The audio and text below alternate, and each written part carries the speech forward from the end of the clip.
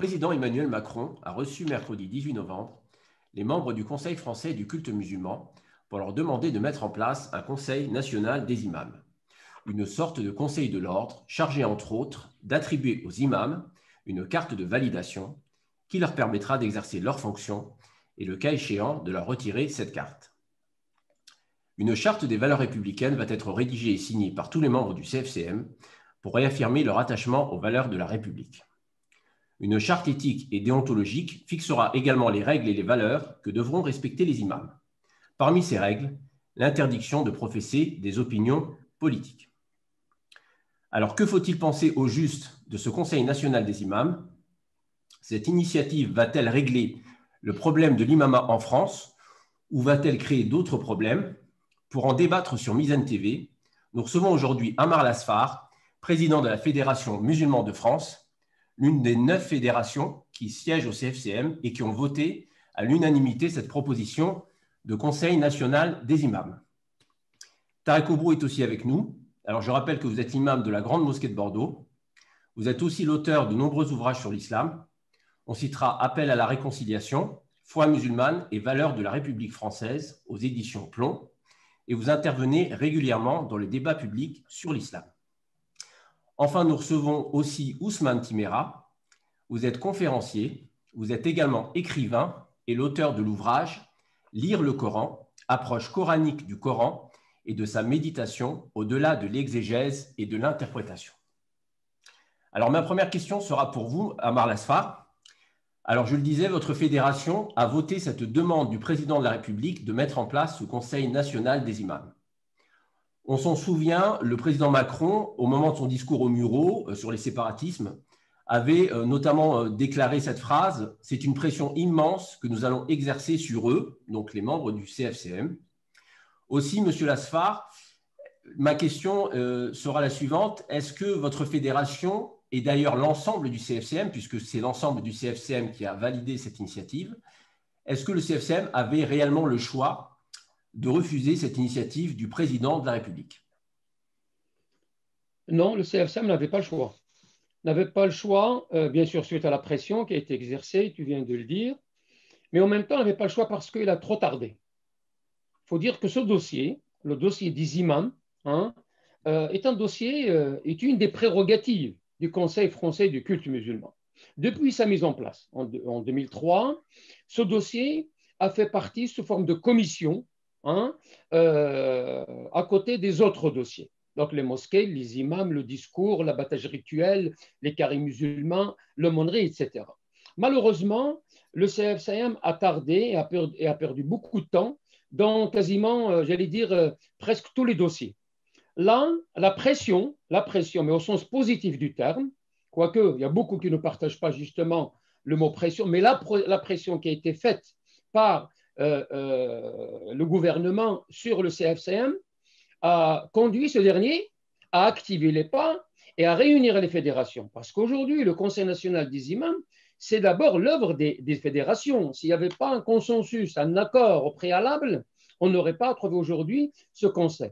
Donc le CFCM s'est entouré des fédérations, de quasiment toutes les fédérations fondatrices, il faut dire, et nous avons travaillé et on a présenté la première copie, notamment au président de la République le mercredi dernier. Il n'est pas encore complète, il n'est pas encore finalisé, d'où une autre réunion entre nous le samedi prochain, demain, c'est-à-dire le 28, où on va finaliser notamment sur le côté des critères. Sur les critères, il y a un certain nombre de choses à mettre en place parce que le premier jet parlait des critères parfois, qui ne laisse la chance à aucun imam d'être certifié, ni agréé, ni conférencier, ni prédicateur. Par exemple, l'apprentissage du Coran par cœur. C'est une question qui se pose. Aujourd'hui, c'est une tradition purement maghrébine, encore Maroc-Algérie, mais dans quasiment tout le monde, dans le monde entier, on exige bien sûr une partie non négligeable de la mémorisation du Coran avec ses sciences, mais on n'exige pas la totalité. D'accord.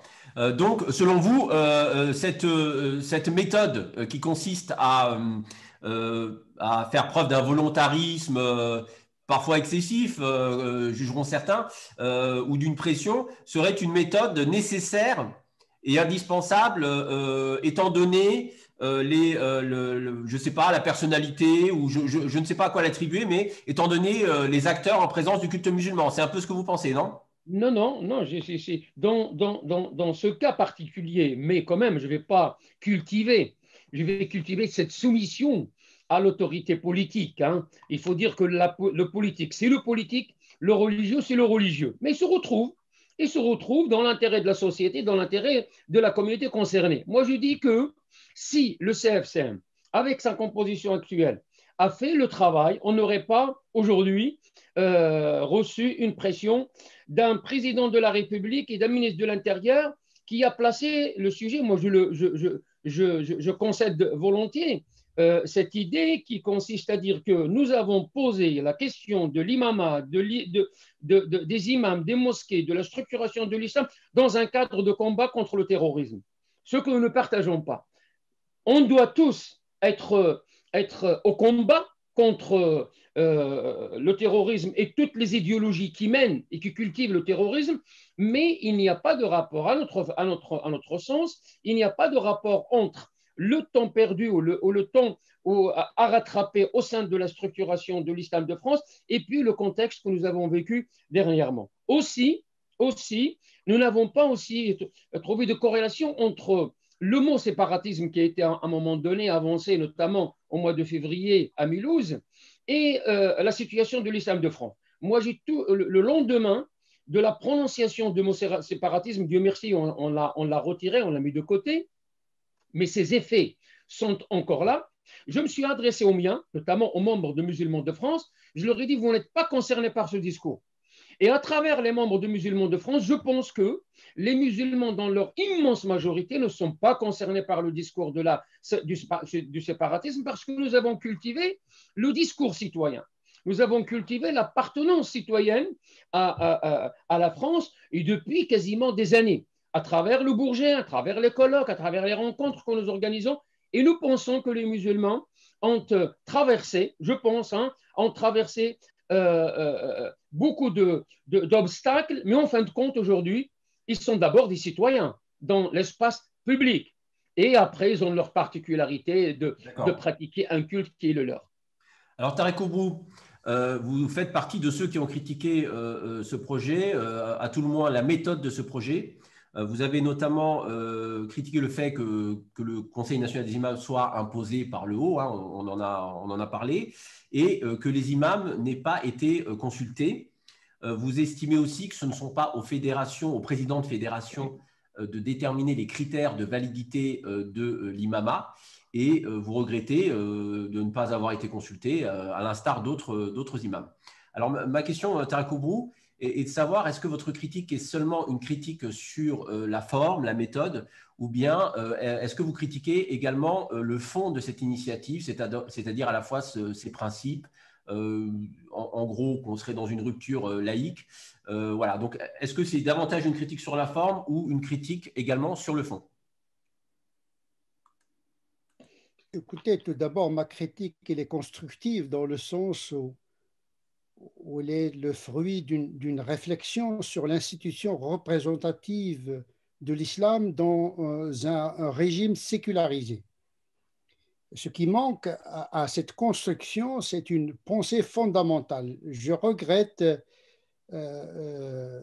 cet islam inscrit dans l'action en abstraction faite d'une réflexion théologico-canonique fondamentale sur les spécificités de l'institution représentative de l'islam ici et maintenant en Occident. Donc on est dans une action purement technique aux dépens d'une réflexion profonde. Je ne dis pas qu'il faudrait arrêter l'action pour mener la réflexion, mais il faut faire les deux mouvements parallèles. On est dans l'action, on est dans la construction.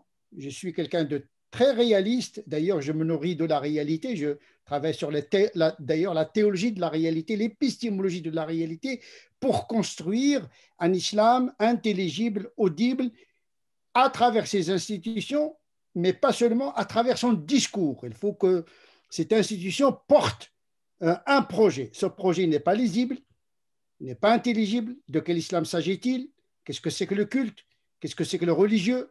Qu'est-ce que c'est que l'institution temporelle de gestion du culte? Qu'est-ce que c'est que le ministère du culte?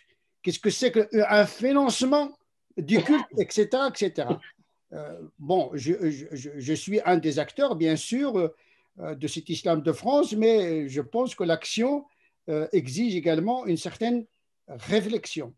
Et je voudrais une autonomie de cette institution imamique pour qu'il ne soit pas subordonné à l'administration, subordonné au financement pour pouvoir permettre la créativité des acteurs et des théoriciens du discours, de la théologie, du droit canon, de l'éthique musulmane dans un contexte laïque. Je pense que l'imam, même s'il est dans une structure, il faut que, intellectuellement parlant, il faut que cette institution de l'imama ait une visibilité indépendante par rapport au CFCM, en travaillant avec lui, mais en travaillant également avec l'autre bras financier qui est la MIF, et de travailler en 3 pièces dans une interdépendance, mais avec une autonomie.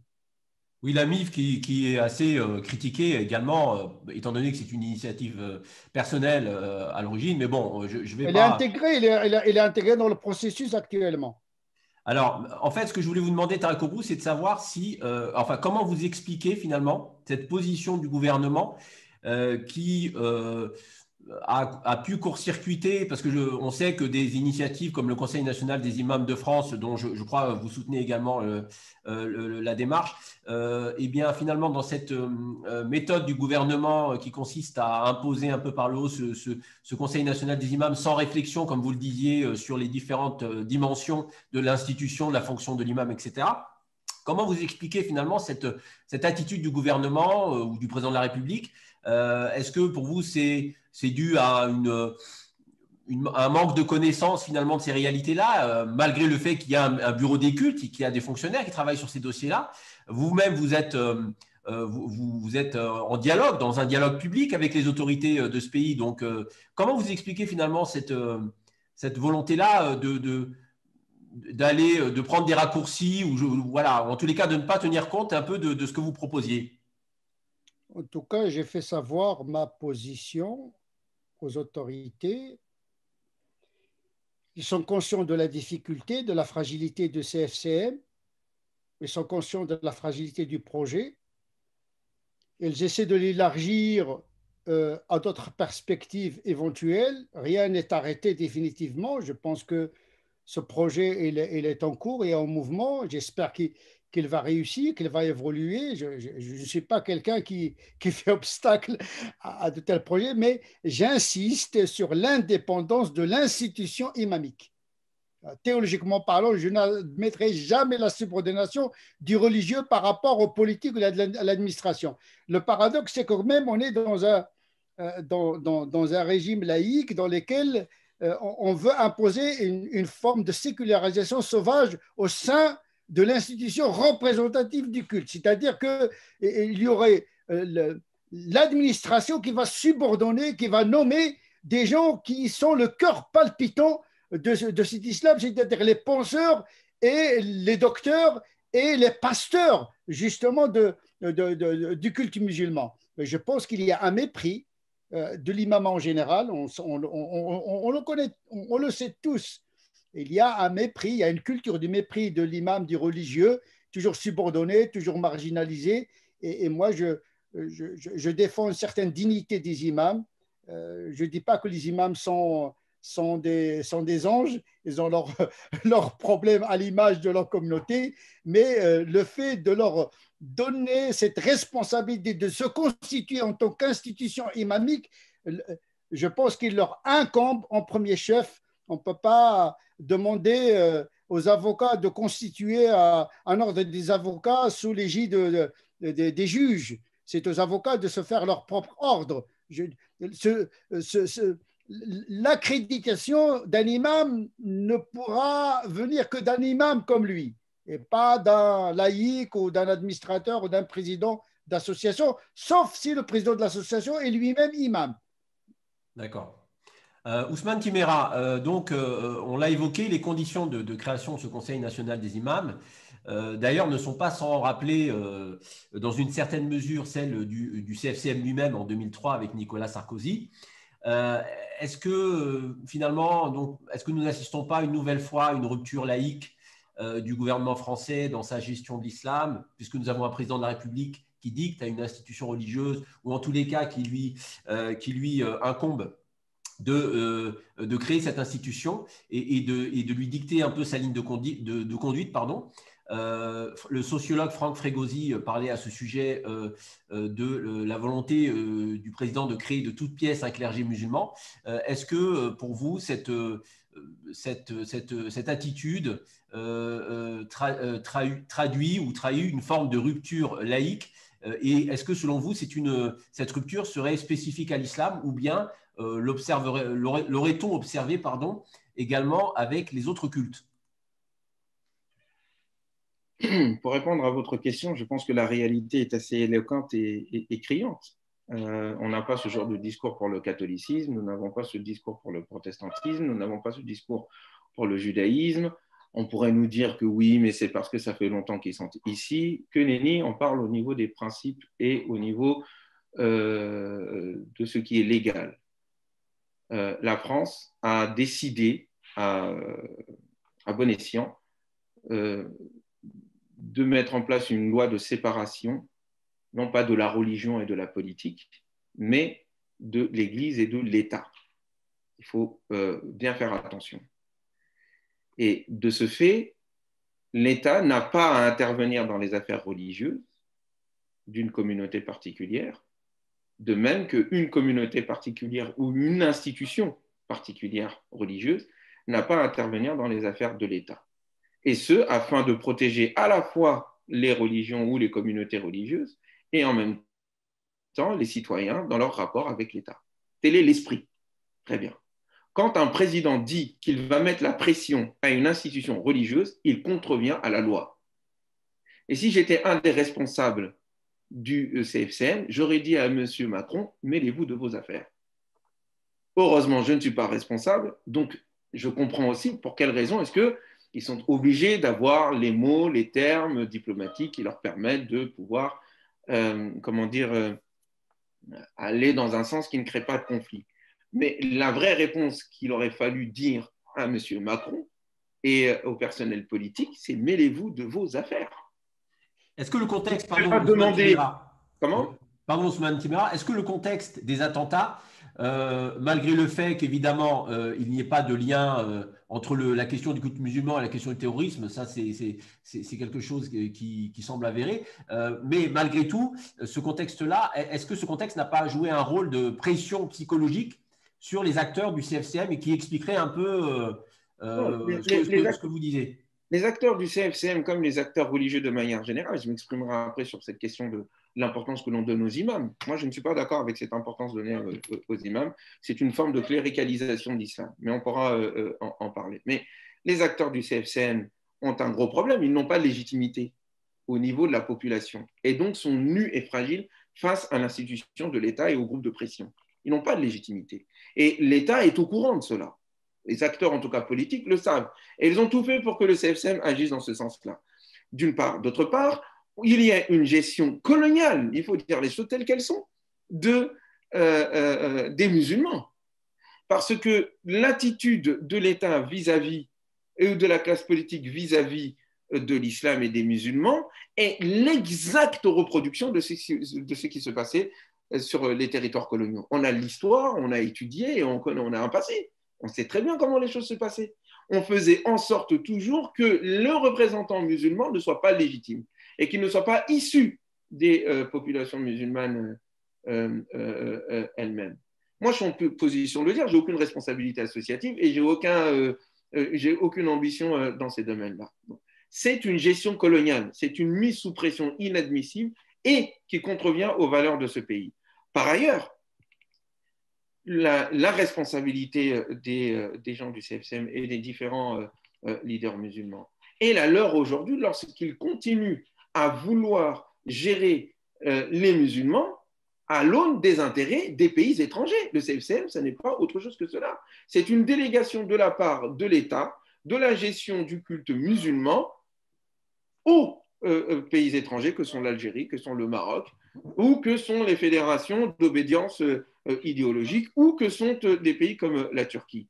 Il y a une contradiction fondamentale entre le discours qui dit qu'il faut un islam de France d'une part, sans donner la possibilité d'émergence des acteurs musulmans français eux-mêmes pour pouvoir gérer leur organisation, et une volonté en même temps de continuer à laisser des pressions étrangères s'exercer dans le pays, tout en se servant de ces pressions étrangères pour dire qu'ils ne sont pas encore intégrés. Donc on crée le problème en fait que l'on dit régler pour justifier ensuite une mise au pas et une mise sous contrôle. Pour la question des imams et pour la question de la sécularisation, on pourra en discuter. On y reviendra, oui. On pourra y revenir. Mais il y a une question démocratique, une question de diversité. Il faut qu'il y ait une diversité des courants et une diversité des communautés musulmanes. Ce n'est pas normal que ce soit la communauté maghrébine qui gère l'islam de France, d'une part, et ce n'est pas normal que ce ne soit pas des personnes issues de la France et surtout d'une génération nouvelle, ce propos a été déjà tenu par ailleurs, qui ne puissent pas Alors, on va poser la question à Marl Asfar et aussi à Tarek Obrou. Messieurs, comme le rappelait Ousmane Timéra, le président de la République avait annoncé comme l'un des objectifs de ce Conseil national des imams de mettre fin à la tutelle de l'islam français ou en France vis-à-vis des pays étrangers, que ce soit une influence financière, institutionnelle ou politique. Or, évidemment, une grande partie des fédérations aujourd'hui qui existent dans le CFCM sont liées historiquement ou émotionnellement, je ne sais pas, à des pays étrangers. Donc on a une nouvelle contradiction, contradiction sur le principe de laïcité, contradiction sur les objectifs annoncés par le président de la République. Est-ce que cet objectif finalement de mettre fin à une tutelle avec les pays étrangers, est-ce que c'est quelque chose qui est faisable à court terme, étant donné l'historique de l'islam en France, ou est-ce qu'il faudra davantage de temps? Voilà. Quel est votre avis là-dessus? Écoutez, c'est facile de dénoncer quand on n'a pas une chapelle, comme on dit, quand on n'a pas une structure, quand on n'est pas chargé de militer, tout simplement, parce que moi, je me définis comme un militant pour une cause musulmane, et je suis élu pour ça. Et je pense qu'on est censé se compléter. Bon, des intellectuels, ceux qui n'ont pas de responsabilité au sein de la communauté, on a besoin justement de leur réflexion. Mais ils ne peuvent pas éternellement leur donner des leçons dans la façon de faire. Parce que quand vous êtes un interlocuteur des pouvoirs publics, un représentant de ceux qui vous ont élus, mais vous êtes aussi un interlocuteur du pouvoir public. Donc vous serez amené à traiter, à parler, à travailler ensemble. Le ministre de l'Intérieur, on l'oublie souvent, c'est le ministre du culte. Quand je dis le ministre du culte, pas au sens moyenâgeux du terme, il ne s'agit pas dans le culte, mais l'organisation du culte, c'est une de ses prérogatives. Quand j'entends justement le mot l'indépendance, qui parmi les musulmans ose dire que moi je veux être dépendant de telle ou telle structure politique? Non, mais il y a dépendance et il y a le travail en commun. L'accréditation qui a été avancée aussi, le mot accréditation, un imam ne doit être accrédité que par un imam. C'est pour cela que le Conseil national des imams, il y a 9 imams conférenciers, c'est-à-dire le dernier, comment on appelle ça, le dernier niveau, le 3e niveau de l'imama, ou des savants, des sachants qui vont siéger dans ce conseil et qui vont justement accréditer les imams. La légitimité du CFCM, je m'excuse du terme parce que moi je suis dedans. Nous sommes légitimes, cher monsieur Othman. Nous sommes légitimes au sens des urnes. Il y a des élections qui s'organisent. Donc on peut tirer cette ligne et dire que tous les pouvoirs démocratiques du monde entier ne sont pas légitimes parce qu'ils n'ont pas mobilisé tout l'électorat. À un moment donné, premier scrutin 2003, sur 2600 mosquées, 1800 ont participé. C'est vrai, on baisse, et c'est une tendance généralisée dans toutes les démocraties du monde. Il y a de moins en moins de votants. Mais au dernier scrutin, il y avait quelques 1400, 1500 mosquées qui se sont mobilisées. Dire que ce n'est pas représentatif, peut-être, à Avant ça, il y a eu l'unanimité. une critique sur les critères, pardon de vous interrompre, il y a quand même eu des critiques sur les critères, notamment à l'espace, à la superficie des mosquées qui déterminerait le nombre d'électeurs. Donc, on peut quand même émettre des critiques sur les Tout, conditions de ces scrutins. tout est critiquable. Mais à un moment donné, il fallait trouver ce qu'on appelle des critères objectifs. En 1999, on a arrêté un critère qui est le mètre carré. Peut-être c'est le mauvais, mais en tout cas, il nous a permis justement de sortir et de pouvoir, c'est des critères, ce n'est pas des versets coraniques. Encore même les versets coraniques, on les lit comme dit toujours on les lit avec les yeux des vivants. Mais on a trouvé un critère. On peut le critiquer et nous sommes les premiers à dire que cherchons d'autres critères plus objectifs. Moi, je reviens justement au conseil qui nous occupe justement le plus aujourd'hui. Aujourd'hui, il nous est demandé de mettre en place une structure, d'ailleurs qui n'est pas déclarée, il est adossé au CFCM.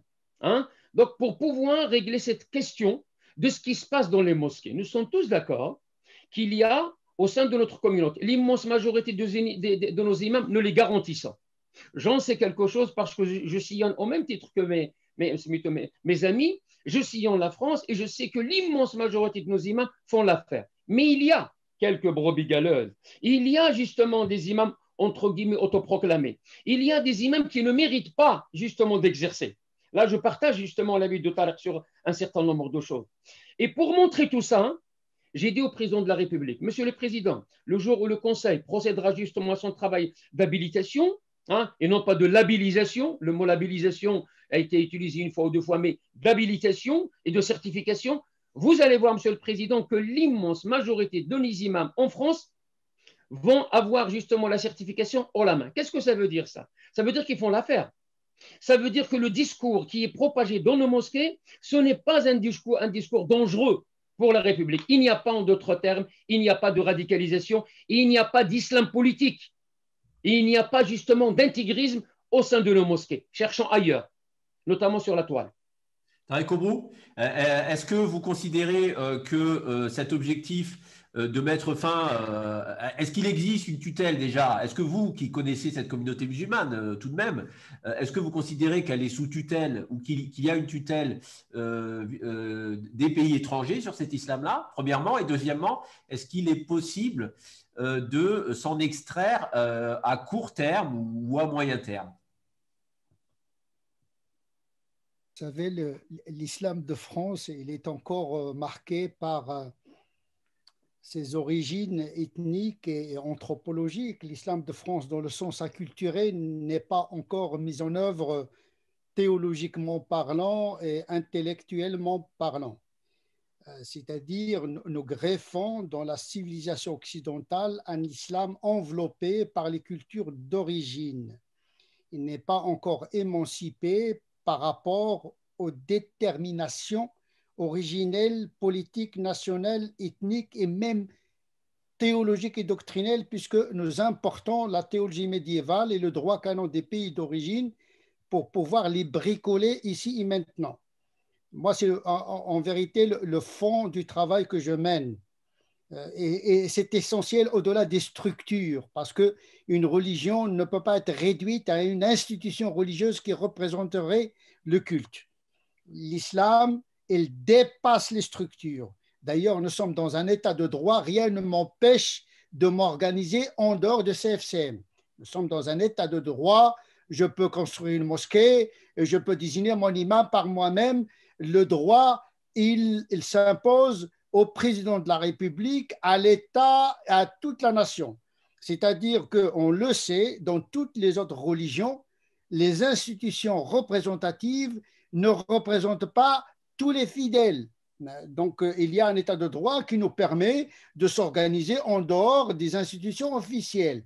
Mais moi, je suis personnellement impliqué dans les différentes dimensions de cet islam réel, mais en même temps, travaillons sur une théologie parce que je pense que l'islam ne doit pas être confisqué par une génération déterminée par ses origines. Moi-même, je suis d'origine marocaine, même si ma culture et marocaine, j'essaie de penser l'islam pour les générations futures et jeter les bases pour un islam acculturé et pas seulement adapté au droit français. Parce que la logique de la religion, ce n'est pas la logique de la politique. Le temps spirituel, ce n'est pas le temps politique. Nous devons mener ce travail. Mais en même temps, la réalité nous rattrape. La République a toujours été volontariste. Nous sommes dans une République un peu particulière. Et il a fonctionné avec un volontarisme, bonapartisme dont les traces, nous le vivons aujourd'hui dans l'initiative de l'État actuel. C'est un État interventionniste et donc égalitariste, ce qu'il a fait avec l'Église catholique, avec les Juifs, etc. Il veut le refaire avec les musulmans, sauf qu'on est sous le régime de la Ve République. C'est ça un peu le problème. On a gardé les réflexes de la Troisième République dans une Ve République. On veut intervenir, on veut forcer, même si l'État n'intervient pas dans le contenu théologique de l'institution représentative de l'islam. C'est aux musulmans d'avoir l'intelligence et l'éthique, parce qu'il faut une éthique également. Il faut avoir le souci de travailler un islam commun, de travailler sur un corpus doctrinal commun. C'est une réflexion préalable à toute institution religieuse, notamment celle des imams. Et donc, moi, je critique, mais je construis en même temps, même si je sais que théologiquement parlant, l'islam n'a besoin d'aucune institution religieuse représentative. C'est-à-dire que le régime théologique de l'islam, il est individuel. C'est une religion du livre, il n'est pas une religion ni d'église ni d'un peuple. Donc nous sommes véritablement dans une théologie particulière, sauf que la réalité républicaine nous intime, nous oblige quelque part à inventer l'institution représentative. La pression, oui, mais avec l'intelligence également et l'indépendance. Ousmane Timéra, Tarek Obrour rappelait que l'islam ne se réduit pas à une institution religieuse ou cultuelle, mais que finalement, il existe aussi une dimension de la pensée, de la vision, de la réflexion.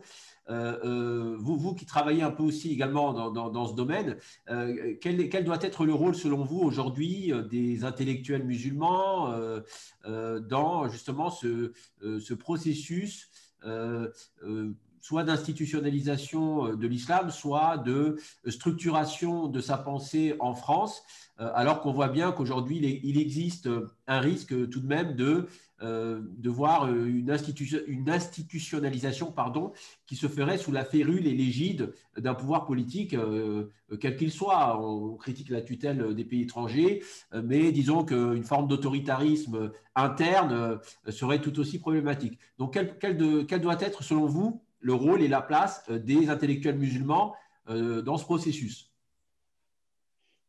Il doit être celui de tout penseur, c'est-à-dire une contribution intellectuelle en vue d'éclairer sur les enjeux. D'ailleurs, d'abord de faire un bon diagnostic quant aux enjeux dans lesquels nous nous trouvons d'une part, et d'autre part de proposer des pistes de réflexion qui soient à la fois sur le long terme et sur le court terme. Il s'agit aussi d'être pragmatique. Mais il y a deux éléments. Sur le plan théologique, il y a un travail effectivement à faire. Et là où je suis tout à fait d'accord avec le cheikh Obro, c'est que nous sommes dans une pensée islamique qui est d'abord mobilisée autour de l'action concrète. Action concrète qui, ensuite, avec le temps, on se rend compte qu'elle est mauvaise. Et donc, ça génère encore une action concrète. Et c'est comme ça qu'on véhicule des erreurs après génération, parce qu'on n'a pas pris le temps d'écouter les penseurs ou de penser la stratégie à long terme. Ça, c'est un premier élément. Cependant, toujours sur le plan théologique, je ne pense pas qu'une religion qui part du principe qu'il faut relier, il faut prendre en considération le monde de l'ici-bas, et c'était ce qu'on reprochait à l'époque médiévale au prophète Mohammed et à l'islam. On leur reprochait le fait que leur religion n'est pas une religion parce qu'elle donne une importance au monde d'ici-bas. Donc c'est à cette religion que l'on demande de se séculariser, c'est-à-dire de prendre en considération le monde, parce que la sécularisation, c'est cela en fait, vis-à-vis de la tendance catholique de nier le corps et de nier ses besoins et de nier l'ici-bas au profit de l'au-delà. L'autre tendance a été de dire non, il faut prendre en compte l'ici-bas, le séculaire. Pour l'islam, la question de la sécularisation sur le plan théologique n'a pas de sens. Donc, c'est pour ça qu'il faudrait d'ailleurs que nous ayons une discussion profonde avec notre Cheikh Tariq Roubrou sur le plan philosophique et des paradigmes, sur quel sens, effectivement, inventer une pensée musulmane, car la pensée musulmane n'est pas le Coran, c'est à nous de le créer, mais qui soit fidèle au projet de l'islam et aux véritables besoins de la société actuelle et des musulmans. Le problème de l'islam des musulmans n'est pas un problème de gestion du culte. Le culte se gère lui-même déjà. Ça fait des années qu'il y a des mosquées. Le problème, effectivement, c'est une pensée innovante réformée qui permette une pleine participation des musulmans à la civilisation. Oui, ça, effectivement, il faut faire un travail dans ce sens-là. Mais nous avons la chance d'avoir une religion où les questions de culte ont été réglées dès le départ. Nous n'avons qu'à inventer des structures et une pensée nouvelle. Pour maintenant, le côté, on va dire, légitimité. Mon propos n'est pas effectivement comment dire, d'insulter ou de critiquer ceux qui sont sur le terrain. J'ai moi-même été responsable de structures musulmanes et en même temps de structures associatives. Je sais cela. Le problème, il n'est pas de savoir si on a une chapelle à gérer ou pas. C'est que de fait, le CFCM, dès lors qu'il est sous la férule de l'État et qu'il est à l'initiative de l'État, perd sa légitimité au niveau du terrain. Il faut donc se donner les moyens de renforcer sa légitimité au niveau du terrain pour qu'il soit plus représentatif. Actuellement, les présidents que nous avons autour du CFCM sont toujours les mêmes, à tour de rôle. Où est la diversité religieuse musulmane?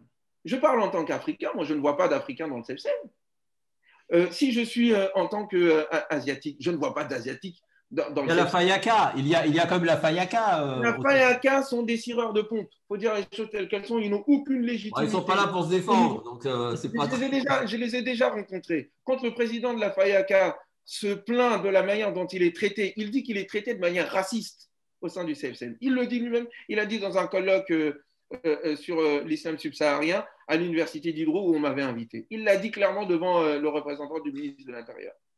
Très bien. Donc, quand un responsable politique dit des choses pareilles et qu'il dit qu'il n'a aucun pouvoir et que même le choix des élections, c'est-à-dire sur le mètre carré, a été pensé pour mettre de côté la communauté africaine, c'est ses propos. Hein. Quelle légitimité vous voulez avoir à partir de là? Qu'est-ce qu'il devrait faire selon vous? Il devrait faire quoi finalement? Enfin, ce type d'institution représentative, quelle devrait être son action? Elle doit se fonder sur deux choses. La première des choses, c'est sur le plan théologique, comme l'islam l'indique très bien, en tout cas l'islam sunnite, c'est que nous avons des représentants qui sont élus par la communauté et qui ne sont pas des représentants de Dieu. Leur pensée, leur parole n'est pas parole de Coran ou parole d'évangile. Ça, c'est un premier critère. Deuxième critère, il faut mettre en place les conditions de cette représentativité, soit par des élections qui permettent à ce que tout le monde puisse participer. Parce que là, on parle des élections, mais ce sont les mosquées, en fait, qui envoient leurs fidèles qui sont soigneusement bien choisis par les imams sur place. J'ai été témoin d'un certain nombre de choses. Ce n'est pas tous les fidèles d'une mosquée qui vont voter.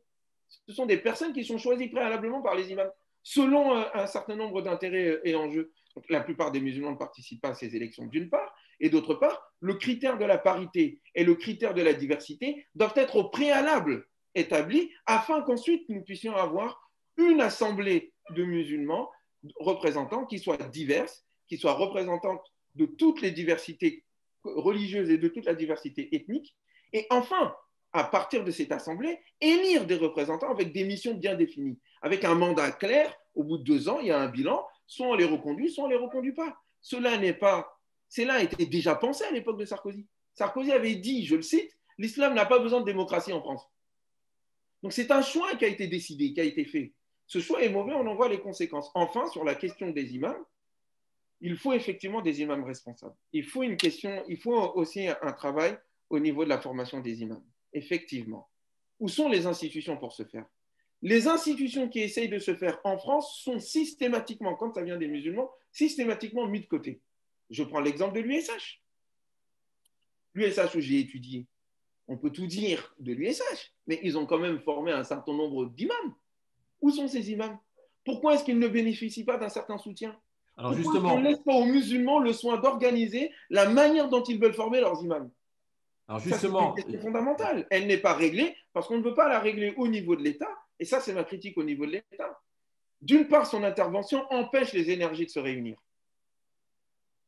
Ça empêche. Moi, je veux bien que l'État intervienne, mais il faut que l'État intervienne de manière intelligente, de manière à faire participer tout le monde, de manière à ce qu'il y ait plus de démocratie, de manière à ce qu'il puisse émerger des nouvelles énergies. Or, l'État n'intervient que d'un point de vue de faits divers. Il y a un problème électoral en route, ou il y a un problème de faits divers, un attentat qui a lieu, et on a toute une communauté. À partir d'un tel contexte, aucun travail sérieux de fond ne peut se faire.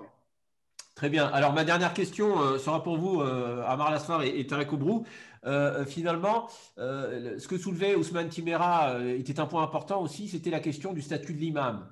On connaît la précarité du statut de l'imam, le financement, le problème du financement. Il y a aussi la formation de l'imam. Est-ce que le CNI, le Conseil national des imams, sera en mesure de solutionner ces problèmes sinon, quelles réformes peuvent être proposées justement qui permettraient à une institution, que ce soit le CNI ou une autre d'ailleurs, de permettre une résolution de ce problème, étant entendu aussi qu'il y a une dimension théologique, comme le soulevait Tarek Oubrou, mais là qui relève d'un autre ordre, hein, finalement ce serait un conseil théologique peut-être qu'il faudrait mettre en place. Mais sur la question du statut de l'imam, est-ce que le CNI aujourd'hui pourra résoudre cette question du statut de l'imam, messieurs? À lui seul, il ne peut pas. Donc, le CNI, à lui seul, il ne peut pas justement faire tout ce boulot monstre. Hein. On parle de 2600 mosquées. Sûrement, chaque mosquée va proposer entre 2 à 3 personnes, dont des hommes et des femmes. Donc, on parle justement de 5000, 6000 personnes, hein, cadres religieux entre différentes catégories justement des imams. Mais il va s'appuyer sur ce qui se fait. On n'est pas, aujourd'hui, au moment où je vous parle, on n'est pas au stade zéro. Il y a des instituts, dont a parlé justement notre ami Othman. Il y a des instituts, parfois c'est vrai, hein, mais à l'écart, écartés du débat, mais ils sont là, ils forment des imams. Nous en avons, le Château-Chinon, Paris, Al-Ghazali, ici dans le Nord, à Vicenne, et d'autres instituts dans quasiment toutes les grandes mosquées. Celle de notre ami Qabtan de Lyon, donc le centre musulman de la civilisation, etc. Il y a des initiatives. Moi, je pense que ces initiatives, le CNI va justement s'appuyer dessus. Parce que lui, il a 2 fonctions fondamentales aujourd'hui dans ses statuts. 1, la certification de l'existant. 2, la formation. La formation, c'est-à-dire que pousser, interpeller les cadres religieux, les imams, à aller se former pour ceux à qui il manque notamment un volet de formation. Mais on ne peut pas dire qu'aujourd'hui, le Conseil, à lui seul, fera tout le travail au sein des cadres musulmans. Tarek Oubrou, est-ce que le CNI peut y arriver? Donc, selon Amar Lasfar, ce ne sera pas suffisant. Et donc, qu'est-ce qu'il manquera ou qu'est-ce qu'il faudra réunir comme condition pour parvenir à cette réforme qui est essentielle, hein, parce qu'elle revient toujours sur la table, qui est celle du statut d'imam? Comme je me répète, la démarche n'était pas bonne et ne sera pas efficace. Il sera confronté à l'écueil, au rocher de la réalité complexe par nature. On ne peut pas demander à une institution aussi fragile que le CFCM d'organiser le ministère du culte incarné par les imams avec leurs différentes typologies. Donc, je pense que c'est une démarche qui se fait dans la précipitation et comme disent les mystiques, husn al-nihayat min husn al-bidayat. On ne peut pas garantir une arrivée si on fait un mauvais départ. Tout est donné dans les commencements. Quand on est tordu, on reste tordu. Et je pense qu'il faut... plutôt que le CFCM, il faut qu'il se penche, il faut qu'il organise une réflexion profondeur pour capitaliser ce qui se passe dans la réalité, une capitalisation. On a besoin de musulmans à l'interface de la société et de la communauté, les intellectuels. On a besoin des imams pasteurs qui s'occupent de la liturgie. On a besoin des imams théologiens. On a besoin des présidents qui gèrent administrativement le culte, etc. Moi, j'ai demandé à Moussaoui, dès sa première nomination, d'organiser dès le départ, avant même d'entrer dans l'action, d'organiser la réflexion sur la mission du CFCM. Moi, pour l'instant, je ne vois que 3 pièces essentielles. La pièce financière indépendante, mais en connexion avec CFCM, avec une représentativité de CFCM dans cet organisme financier. Et puis, le conseil des imams autonome, une association déclarée par les imams, pour les imams, mais dont une partie d'imams sont désignés par le CFCM, et de trouver un modèle dans l'interdépendance pour tenir un équilibre et éviter le conflit d'intérêts. Très bien. Merci, messieurs. C'est la fin de cette émission. Je rappelle qu'on participait avec nous à cet échange Ousmane Timéra, hein, qui est conférencier écrivain, Tarek Obrou, hein, imam de la Grande Mosquée de Bordeaux et essayiste également, et enfin Amar Lasfar, président de la Fédération musulmane de France, qui fait partie des 9 fédérations siégeant au Conseil français du culte musulman. Merci de nous avoir suivis et à très bientôt sur Mizan TV.